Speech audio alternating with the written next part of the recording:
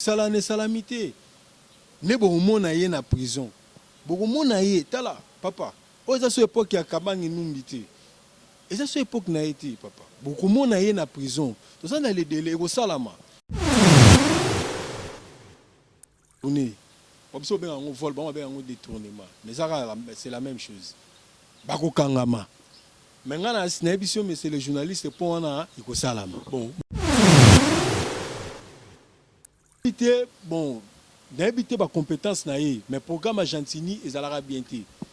Banda pour ni gouverneur à Karamaka na Kinbo Peto. Programme gouverneur à Kinbo Peto. Donc Kinyo Mobimba car à Kinbo Peto. Et là comme ça on na Kinshasa ezati car Kinbo Peto. Car à Kinbo. D'habiter dans programme na Salai car dans Kinbo Peto. Mutualité misunga yomoko misunga. Tokate mutilinga la tezake yomoko misunga nga deja na sadere ne la zabre na koki na nga Turquie Suède nga na Suède mame na sale fona comme maladi na bella kaponga na si na sadere la pétrolière Grâce Mandela.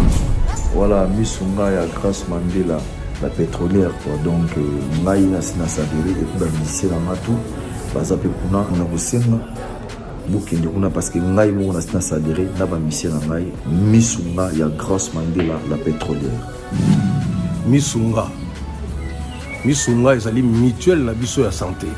Ngai mo na ba mission na nga toza déjà na katia misunga ekopesa yo soin en cas de problème na mboka so pe senye bima libanda et bimisio kaka. Misunga ya mama Grâce Mandela. Allô ngaya wa santé eza misunga. Ah! Hey, okatelinga lingala pour na santé mwana.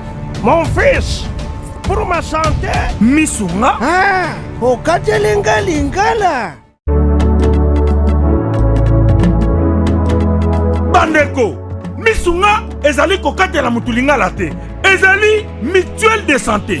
Oyo epesameli na batu nyonso. Employé to non employé mutu nyonso oyo akoki kaka contribuer na mbongo mukie na fin du mois po ete mokolo akobela misunga ezwa soin na ye na bahôpitaux nyonso ya minene ya République démocratique du Congo. Soki maladi na yo bakoki kotraite yango awa na Congo te, misunga akozwa charge na yo okende kozwa soin na bamboka lokola Afrique du Sud, Turquie, Suède, Russie, to Inde. Kala mingi te na bamboka misusu. Soki mutu oyo misunga ezwaki charge na ye pona basoin, nzambe akamati molimo na ye, misunga akosokipe na mort na corbillard. Ate bandeko bazali libanda, bakoki koadere bandeko na bango awa na Congo, po ete bazwaka soin awa na mbongo bango bazali kofuta. Na misunga, ta santé c'est ta vie. Mesdames et demoiselles et messieurs, bonjour et bonsoir pour les autres. Donc nous sommes Congo-France. Si nous disons bonjour pour les uns et les autres parce que nous sommes suivis dans tous les 4 coins du monde. Donc on suis aux États-Unis, là où vivent Trésor Petit et Sami Wakola. On suis en France, là où vivent Sandra Malumba et Chimel Kitoko. Donc c'est pourquoi nous disons bonjour aux uns et bonsoir aux autres. Alors l'émission d'aujourd'hui reçoit pour vous toujours l'analyste politique indépendant au nom de Messieurs Monker. Lui, il est avec lui et avec lui, nous allons essayer de parler un peu de quelques sujets qui dominent l'actualité de notre pays, qui n'est autre que la République démocratique du Congo. Alors, Ndeko Monker, Moteno Mingi, Peboé, Malam Munakati, Ndako Nabiso, Congo France. Mbote Mingi, papa journaliste. Nangé bo pesinga sur opportunité. Lelo, ya collégation etando na bino. Etando iké na bino. Alors, Ndeko Monker, toujours rappelé, tout d'abord, merci pour la vraiment hospitalité au Pessarabis au Congo France. Pour tout bien à Romingi, pour l'Andinabiso, déclarer à Romingi, l'Andara vraiment analyse na Romingi, vraiment naïve tout chose à moi mot par rapport à l'Andignon sur l'Andara émission Nabiso ou déclarer à eux, Penaï Mokobos Nabiso, na combo ya Didi Dipumba Oyo, Absala Raketobengo. Bon, nakosenga merci na ba téléspectateurs tout au balandara biso balandara chaîne Congo France voilà na Congo France na kosenga na bango lisusu ba continuer ko s'abonner massivement na chaîne na biso ya Congo France parce que ezali la seule chaîne où ils ont pris biso opportunité quand même to meka moi ko loba makambo etali ya mboka et surtout ba vérité ya mboka. Bon, on a patron à Congo France, c'est monsieur Didi Kipumba. Monsieur Didi Kipumba. Je te salue là où tu es. Papa n'a encouragé aussi na boakelo ba fleur na musala ki to sala. Aussi si chômage na mboka, tu vois, on a ba caméraman, ba journaliste, na moni studio kitoko. Donc en tout cas, merci vraiment. Mboka na biso senga ba loko abino po lutter contre le chômage. Voilà, donc, merci. On est à la parole et l'introduction. Donc, tout démarrer, maman, on a la question de Bosso. Les concerts de Fali a bel et bien lié. Mais nous avons constaté qu'il y a un compatriote. Hein, on a comme Bokechu. Notre compatriote a multiplié beaucoup de vidéos en disant que telle musique est bête, elle est sur la pototé. Et puis, a multiplié les vidéos, a critiqué les conditions, fin à voir même dans l'habité. Qu'est-ce que tu as ces conseils de Bokechu? Bon, Bokechu n'a pas si mot de place à Zalis. C'est un vieux obiso toyebela qui est kala à l'époque na ba mbondalo ningisa. C'est ba mbondalo ningisa c'est wana sala biso ba wilo ailo pepe sundama kota prison na bien ancien prisonnier na prison makala azaka prisonnier ba kanga kai. Bon, là on a lobana na peut se conseil abeta musique. Atika mama politique. Atika mama rofinga ba politicien, atika mama musique, yé lit naye, ceux qui soit disant na ebité lit naye zaki ke Kabila alongwa. Kabila alongwe. Siko ba musicien ba beta kakate, au juste Bokechu azoluka nini. Azoluka nini. Kende ko luka ba musicien ba prendre ko beta ba oze René Mikolo, ceux ba to monde ba musicien ba kufia ba ivoirien na. Ba waye wana za robeta wana lola mambonda loningisa et si la succès alingi siko comme suki n'était pas suki sujet politique non mais beaucoup benga pe na mboka ba PC peta mo poste mo pe ça poste papa Bokechu 20 ans na poto je ne sais pas n'a posé question Bokechu a conjuguer même verbe être au présenté je suis Bokechu a bien ngoté même qu'on formuler même une phrase en français Bokechu a bien ngoté. Changement oyo azoluka na mboka oyo ata bazui pape batie président de la république atongi mboko lokola poto Bokechu ozala nani na mboko ozala kaka muto oyo banomemaka kaka ba pousse soki je ne sais pas no sala ba manutention il a préparé sa vie pour être qui pas un musicien bête musique ata changement na mboka yé akozala ndenga zawana parce que au fait ayebi eloko te. C'est une illettrée, je ne sais pas, il a préparé sa vie. Nambondalo Ningisa, Azongelaka Mbondalo Ningisa naï. Donc, on a rôle bané à moi. Et puis, là, au Baxelo, au Mobo, Bokechu à rien. C'est pas un leader. Bon, comme la musique, écoute à quoi on a leader.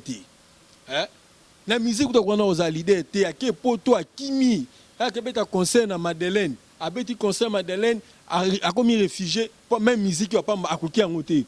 Et bon, ce que Bokechu est un politicien, politique, c'est une réflexion, tout face à l'intellectuel. Attends, qu'il a c'est un Kokango. Mais il y a des gens qui combattent, il y a des gens qui bunda, donc ils sont. Et ça y était, ce qui est fallait à Betagita. Et ça y était. Et ça dit que le peuple congolais, le peuple congolais a besoin de changement. Changement, Salami Félix Tshisekedi, il va libérer Maramounionso. Tout le monde fallait à Betty.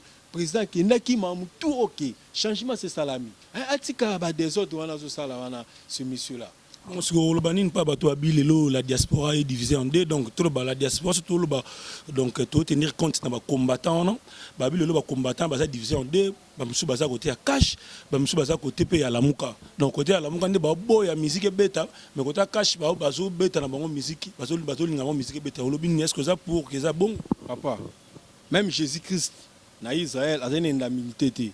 Il y a des gens qui ont refusé Jésus et qui ont bandimaki. Donc pouvoir en place, bah nous sommes pas lingangoté. Toi la démocratie. Mutan mutu a une opinion naïe. Mais et le biso to a besoin et ça qui bango lit na bango za changement. Ba a besoin de départ ya Kabila. Kabila accueilli. Kabila kenaye. Mais sikoyo au juste sikoyo na so baté comment na bango ce que ça ya nini. Comment na bango za Kabila accueilli mais pas ces zaka les zaka les systèmes restent les mêmes. Non, les systèmes ne restent pas les mêmes. Monsieur qui t'a dit ça? les systèmes ne restent pas les mêmes. Aujourd'hui, il y a des chefs d'entreprise, les ADG au prison Makala ici, ils sont là à la prison. Hein? Est-ce qu'à l'époque, on a connu déjà un monsieur comme un DG Nana in la prison Makala? Non, non, non, non, non, non. Hein? Les coulous na cravate aujourd'hui sont là à Makala. Mais c'est quoi ceux qui coulou na cravate bazar Makala, Menzala, Maramusu sous justice. On va coulouner sauti mouton. On va coulouner sauti mouton. Bazar Makala. Hein? À l'époque, et tu as déjà vu un coulou na cravate na Makala. Kabila il avait ouvert la porte à la prison, mais à fond là on a paisible citoyen. Hein? Biso peuple mo tozana vie mo quand même mo ezali primaire. Hein? Ba coulou na cravate non, mais lelo oyo tout le monde ba coulou na cravate na Makala. Hein? À l'occurrence c'est DG Africas na Makala, office des routes, tout le monde. Hein? On a quand même changé mes alliés, mon frère. Bon, tant que il y a DG à Africas, donc au Sali à Lison, à Bateau, à partir de Maramouana. Bisso na ndekona biso Onésime azali bongo chasseur d'image de Tambola qui vraiment n'a pas ewapi na Kinshasa place wapi basundoli banzela donc tontu betali solo ya Bongolo ya route Bongolo za mona Kinshasa oyebi Bongolo malamu to mona ki nous avons constaté que le gouverneur de la ville province de Kinshasa a posé première pierre où il a ça que Musala est bandit mais misala ebandité place wana ezaka salité donc qui pont ezaka kokita mabulu babongisi bachete lokote pont wana ezaka ya kokita ezaka kodinda population baleli mendeko un gouverneur qui pose la première pierre mais ndenge nini misala ezosala mate po nini yeka sibache na prison non omoni mamno songa lobara ekindaka malembe eza na délai te délai ezali non toza non dans les délais toi dans les délais total là délai ici là musala ne salamité ne bomona ye na prison bomona ye tala papa oza so époque ya kabangi numbité eza so époque na été papa bomona ye na prison toza dans les délais eko salama ministre donc je pense que gouvernement bazo bongisa mwana tout via ministère ya finance calamité bomona ba travaux ya réhabilitation ya pont ya Bongolo et banana. Mais dans le bien, papa, tant qu'on va poser première pierre, hein, un gouverneur a posé première pierre. Et ça limité. Yo que le gouvernement central soit au sale. Mbongo bimagi wana kiap. Mbongo zaka te ya sort de mouton. Mbongo sko bimagi wana kiwa. Nyonso wana eza na kati ya ba programme ya chef de l'État. C'est-à-dire que ceux qui mbongo bimaki eza détourné. On peut bien en vol, on bien en détournement. Mais c'est la même chose. Bako kangama. Maintenant, mais c'est le journaliste pour on a Bon, mais qu'est-ce que tu reproches na gestion ya nanyo ya gouverneur ya ville? Est-ce que banda koti gestion na eza ndenge pour tout le monde président mais il faut tout la peine ba gouverneur gestion na eza reprocher. En tout cas dès le départ tant ba gouverneur ba ki poto élire ba gouverneur ba le kaka pour présenter ba programme na bango na nani na bango na assemblée provinciale mais déjà programme ya Gentini ezala bien ti donc Gentini programme na ye déjà programme ya Gentini ezala bien ti donc eza pas si pour Gentini a recevoir la Kinshasa na habité bon na habité ba compétence na ye mais programme ya Gentini ezala bien ti banda ni gouverneur akangambaka na Kinbo Peto programme gouverneur ka Kinbo Peto donc Kino Mobimba ka Kinbo Peto et là comme ça na Kinshasa ezati ka Kinbo Peto ka Kinbo n'habite donc programme ya salai ka donc Kinbo Peto donc banda et puis Kinbo Peto on peut ausala na ngoti liboso tête de ville mai fou salité hein au lieu ya banda ko suspendre ba gouverneur il faut maintenant ko suspendre yé parce que yende muto a lancé opération Kinbo Peto yé moko na nazo koka yango te c'est-à-dire qu'il faut banana na yé. Alors donc ton meka peut vérifier la source na biso le gouverneur a une société a ya gardiennage na kombo ya Universal. Alors selon ba source na biso balobi ke ba toi Universal ba za payer moins de $100. Société o ezali bongo patron na ezali mo gouverneur. Bon et ozala boni pour na ba population oyo bazo zela pas gouverneur a matisa bango salaire ba respecter SMIC au moment où yé mo route za donc plus pire. Yo olobani nakati. Papa Maman va salaire et matin. Gouverneur t'aime ta matière salaire, il était. Tu me demandes Moïse Katumbi à matière salaire. Non, Moïse Katumbi, hier il a imposé bah sujet libanais, je ne sais pas, bah sujet libanais va matière salaire. Mais salaire quand on parle à salaire, total va fonctionnaire, papa salaire c'est mataki. Salaire c'est mataki papa, bah enseignant bah loin là 120 000, bah combien le long là bah 400 000, bah 500 000. Yo c'est matière salaire nini aux autres. Est-ce que nous se fout pas ça là la fonction publique bah ça là et pas bah libanais bah ça pas privé bah ça la droite pas traité bah on nenge bah lingi donc autoritaire au côté là bah on dans libanais sur auto mutu mo boya sa société na ye adjo congolais a traité nenga lingi. Papa, Mama Smig est allé gouverneur. Je pense que gouverneur est ça Smig Yamoka. Et ça gouvernement est ça là. C'est-à-dire, neto bandagi, n'est pas déjà que le salaire est à combattre. Bandagi n'a pas 120 000, bah comme n'a pas 400 000, bah 500 000. Mama Smig n'a pas payé, bah quoi appliquer. Je pense que les autres za awawa Smig n'a pas et ça qui l'ancien président Tikaki. Si je m'abuse, si on a un chiffre en haut. Et ça qui au moins $5, je pense $5, si je m'abuse pas, $5 par jour, pendant 26 jours. D'où travailler moi au moins, je pense dans le $130. $130 on a SMIC mais les lots sont qui là, OK attend la société aux gens la ville voilà, ba libanais wana. Ba futa ba $130. Ba salaire ngo wana. Mais le bas so bisinga ke papa analyste na biso ça na besoin que ba matisa pe salaire wana oya bango wana rondima oui tout ça l'effort gouvernement to meka un peu comme matisa SMIC pour bango pe baninga pe ba komata le quoi ba fonctionner mais ko lo ba ke SMIC za respecter non les lo so OK otuni ba travailleurs ba libanais wana na ba supermarché wana bazana ba salaire wana c'est normal. Bon, alors toujours continuer toujours au cours de l'émission na biso le succès du peuple. Donc tout ça on a analyste indépendant de mon cœur il est toujours mais au bêta moi mukema solo au talibon actualité la République démocratique du Congo. Alors on est comme mon cœur. Il y a une chose peut-on tout betel solo le président de la République avait lancé la gratuité de l'enseignement. Alors l'opinion dit que gratuité wana est commis en danger. Parce que ministre Obaché on est bazo menacé na FCC le monde n'englo bamara bazo menacé gratuitement. Bon, yo en tant qu'analyste indépendant, position par rapport à ces sujets. Bon, en tout cas, gratuité est menacée. Gratuité enseignement est menacée dans le FCC. Parce que c'est qui constitutionnel, il va voter en dans le Parlement. D'où le droit constitutionnel qui a choisi. Mais est-ce qu'on a la bonne abonnement, qu'est-ce qu'ils ont fait? Babandi Kozwa, donc Babandi Koton, ça fictif. On a la lingala bato yo kutu to yebité donc ki bazwa bana batata mwasi ba misusu bazana ba école na bango eza privé bazui ba mécaniser ba enseignant na bango oyo ceux qui batu na bango ya parti na bango nyonso FCC bazui bango nyonso batondi swana pona ko matisa effectif ya ba enseignant pona ko faire échouer gratuité et enseignement.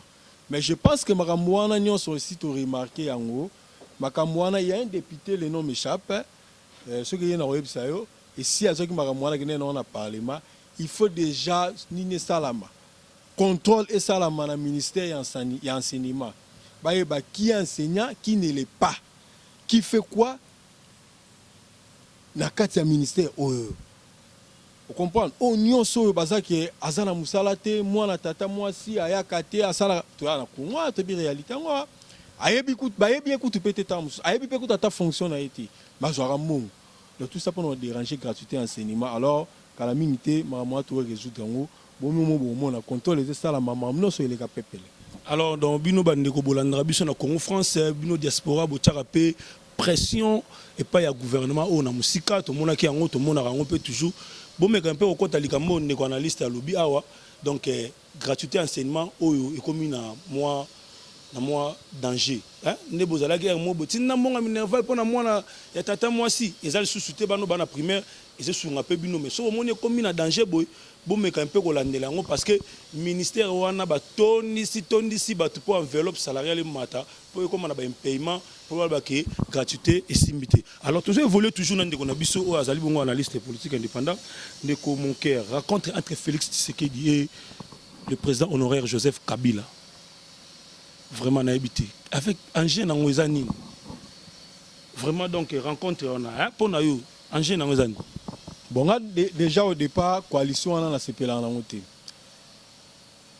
dictature na démocratie basangisa ngote et kobota eloko mwa malonga te kobota fiasco dans zéro donc c'est-à-dire que coalition on a déjà contre yango donc raconte wana na ko sepela na ngote raconte wana na ko sepela na ngo ata mukolomo côté mais ngai eloko moko nazo reprocher na chef de l'état na biso pourquoi ba raconte na ce monsieur là pourquoi ba raconte na Kabila pourquoi ba raconte na Kabila quand est-ce ba raconte na Kabila ou ekufa to ça na besoin ba raconte na la Kabila ti to ça na besoin Félix asala musala sala azala libre azala na pouvoir libre nengeye Kabila bano sala pas nommer un mandataire alors que kuta na n'importe qui ti avant na bureau na ekuna so na kingakati a nommer un mandataire c'est tout ba bloka ba raconte wana non et le rwanda ngalo c'est penalty si to remona na ba soldat na armée comme pour kutana on raconte bango 65 yo 35 militaires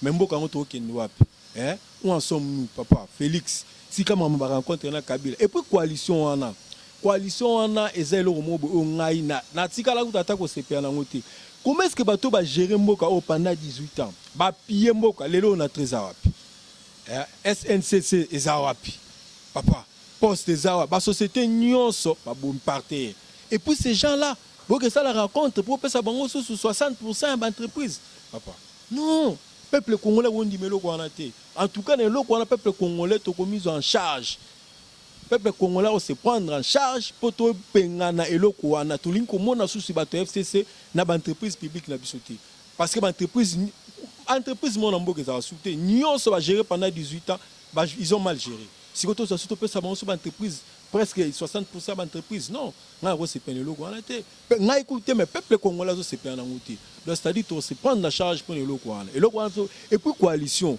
nga na okamwa nga ne na zabo selon nga na liste indépendant coalition il faut casser yango président s'est préparé si suffit avec 500 millions mboka na psiko zanga 500 millions pour organiser l'élection anticipé non 500 millions ça rien en mboka na biso le président a dissoudre le parlement siko dans les médias ngatem nana lo bango président ta lo baga dissoudre le parlement président lo baki alors il y a le baki na conditionné kasaba na conditionné mais yem ta lo baki yango abaga en cas où crise ko persister na mboka a ko dissoudre le parlement mais crise yango to mona anoma batu ina ne yango ba mandataire basala kate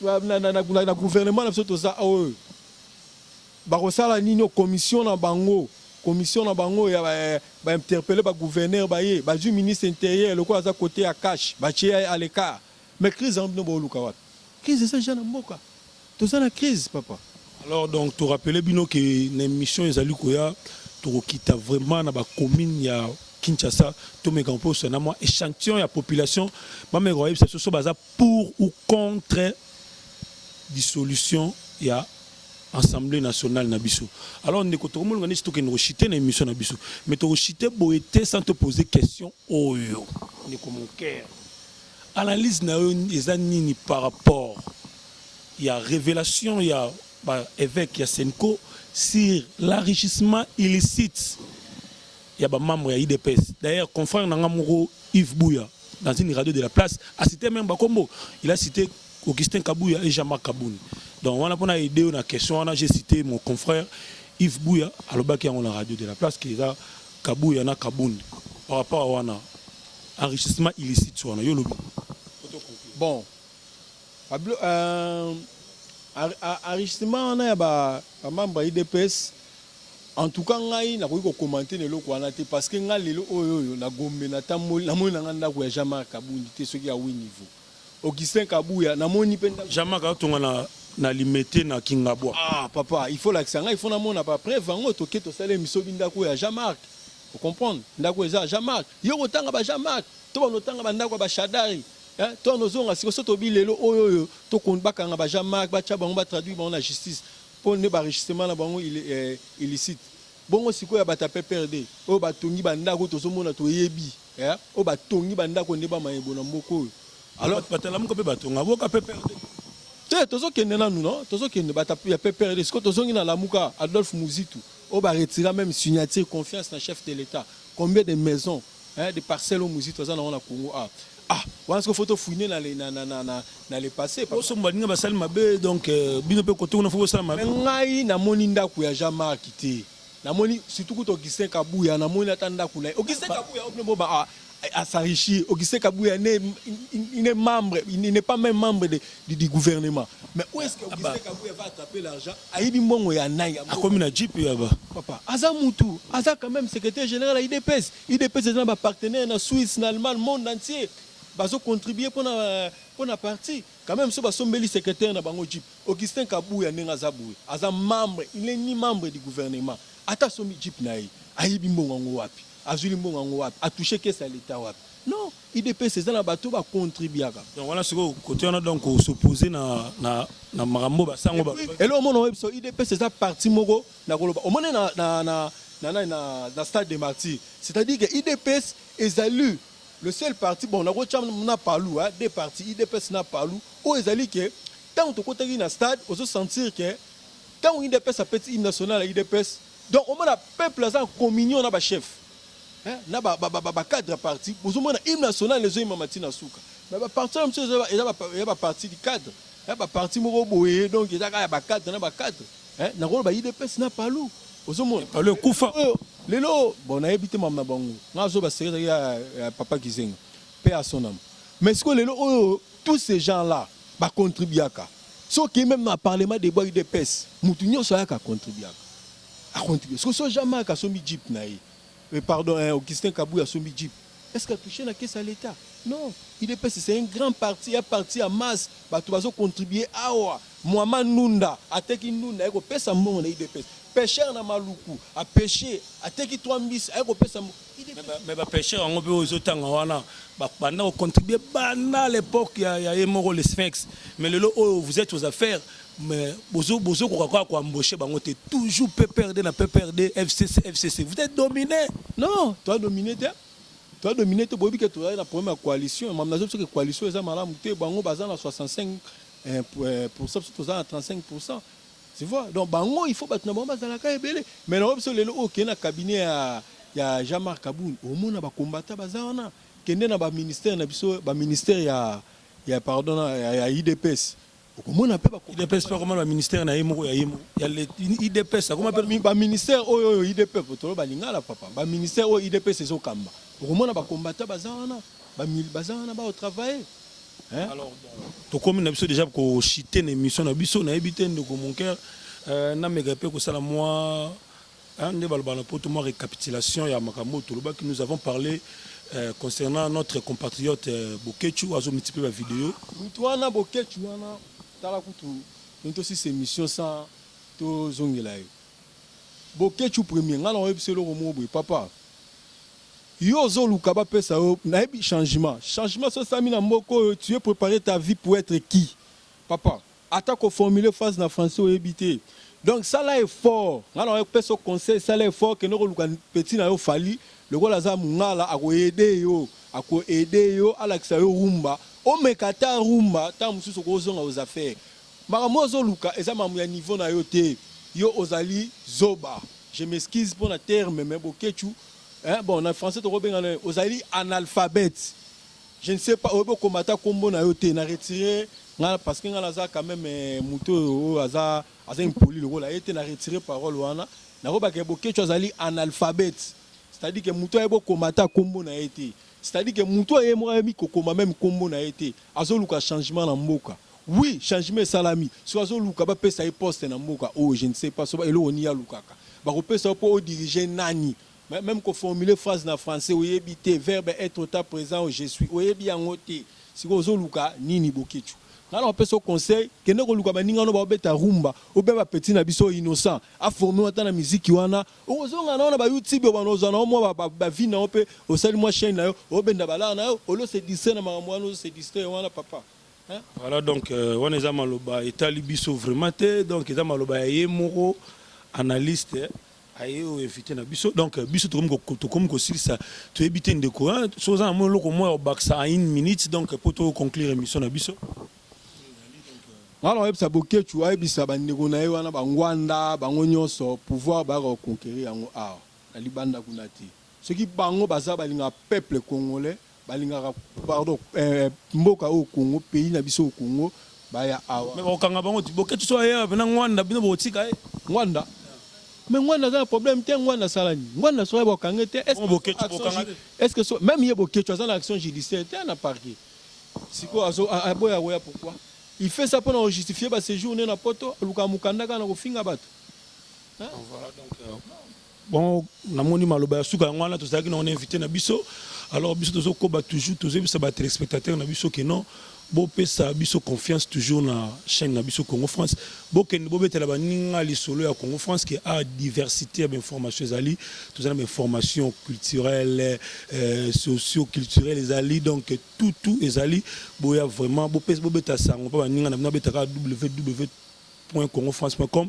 Bon, alors tout ce qui c'est mission na biso toujours na kopesa moté hein na ba encourager biso pe hein le rôle Jackie Watuka de Birmingham moi si nzambe topesa moté pa Dalida miezi moi si ya Sami Wakola 13 ans petit aux États-Unis bango nyoswana Lik Watuka topesa moté aux États-Unis Jean Bella les grands frères d'Omar Kana topesa moté aux États-Unis hein topesa moté par Parfait Goa.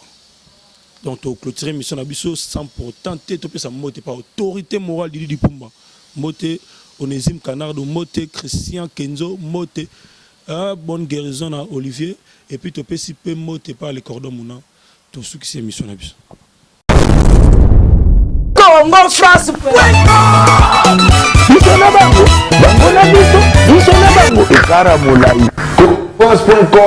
Site ya Kolo Masolo Danger Masolo Kitoko. Congo France.com